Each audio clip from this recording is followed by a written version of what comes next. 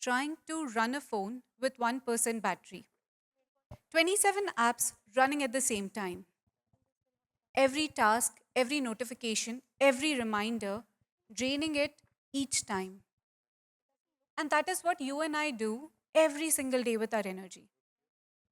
Do we not juggle, hustle, push ourselves? Do we not try to manage our responsibilities at work and professional front, as well as our family and friends? Until you and I are running on fumes, we burn out, we crash. Let me take you to year 2013. Fresh out of college, I started working for an automobile manufacturing and an assembly factory. I was working as an assistant manager in the industrial engineering department for the plant engineering team. Now, here, my role was to keep running around, be on the shop floor, talk to the production management, talk to the line managers, and even associates. At the time that I was working for this organization, it was going through one of its toughest time, the formation of worker union. The stress was high, the demand was much higher. One afternoon, my manager pulled me aside, and he was genuinely curious and asked, "What are you doing that has allowed you to manage your stress, as well as you do not look as exhausted as other co workers?" That question, that moment stayed with me. The answer was simple.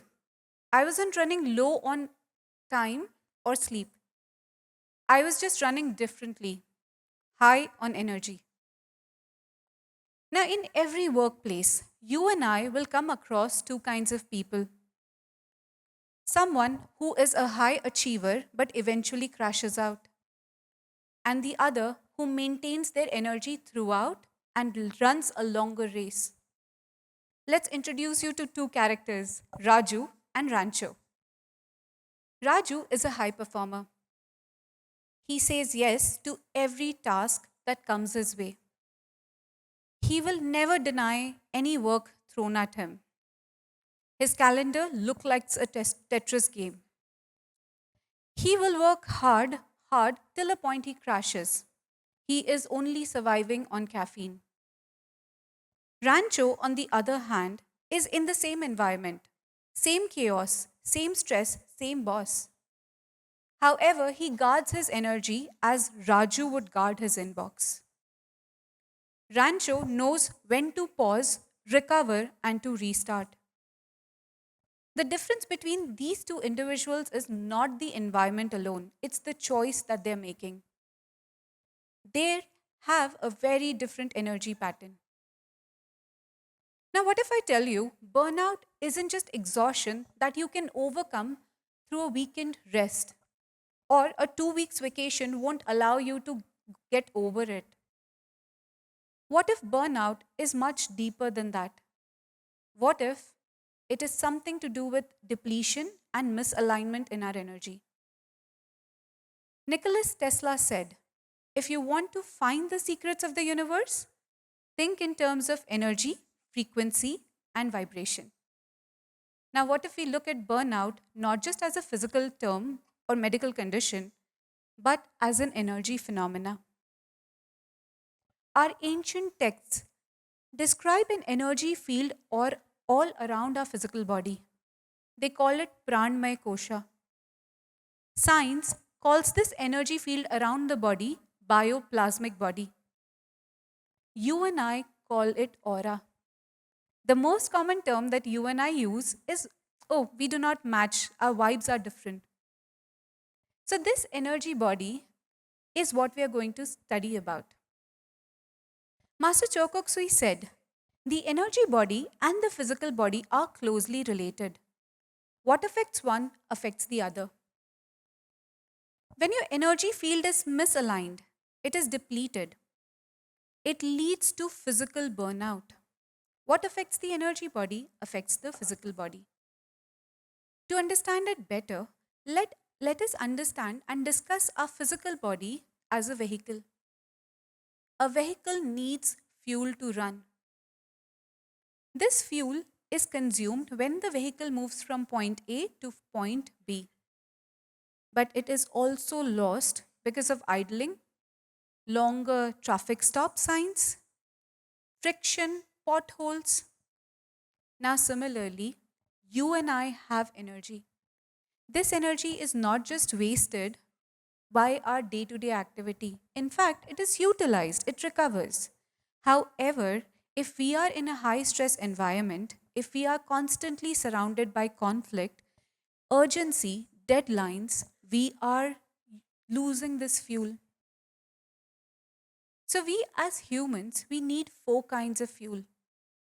The physical fuel that you and I are much aware of: exercise, proper sleep, nutrition. There is also something called an emotional fuel. And this fuel comes from meaningful connections. Sharing love, trust, a sense of belonging, all these emotional connections in a way energize us. There is also something called mental fuel. This mental fuel has to do with your creativity, something that sparks joy, innovation, a sense of learning. Now, the other one is something that you and I sometimes just let go of. We brush it away. The spiritual fuel, the inner calling, the passion, the purpose that we are driven by, that motivates us to wake up every day or maybe push another day. The problem is that most of us only focus on one fuel, that's the physical fuel, and we neglect the other three. And that's the reason maybe rest alone is not sufficient to overcome burnout. And it keeps coming back even bigger and even more horrible. Now, what happens if we do not pay attention to it? When burnout strikes, it affects not only an individual, but it also affects the organization at large. As an individual, you and I may notice that we are tired, not just one, but we are tired week after week, months after month. Our sleep is disturbed. You sleep for 6 to 7 hours a night, you wake up tired. You are not motivated by things that you used to like in the past. You do not have energy for your own relationship, for your own people. Now, the cost of this burnout for organizations is even larger. Reduced rate of productivity, higher attrition rate, loss of innovation and creativity. So, burnout is a silent virus slowly affecting family, teams, organization, and nation at large. The beauty is there is always a solution. Einstein said energy can be transformed from one form to another. And so you and I can recharge, revitalize, and refuel ourselves.